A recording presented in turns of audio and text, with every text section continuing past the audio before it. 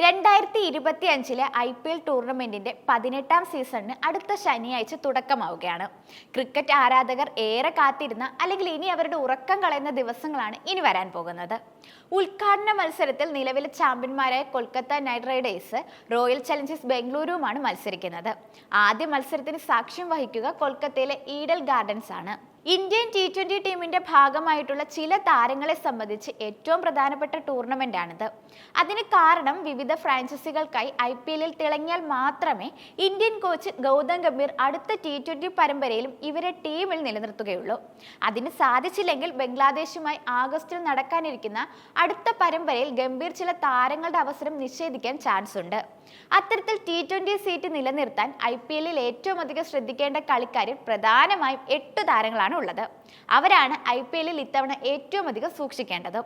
കാരണം മുഖ്യ സെലക്ടർമാരും ഗൗതം ഗംഭീറുമെല്ലാം ഈ കളിക്കാരുടെ പ്രകടനം കൃത്യമായി തന്നെ വിലയിരുത്തുകയും അതിനുശേഷം മാത്രമേ അടുത്ത T20 പരമ്പരയിലും തുടർന്ന് വരാനിരിക്കുന്ന ഏഷ്യ കപ്പിലുമെല്ലാം ഇവരെ പരിഗണിക്കുകയുള്ളൂ.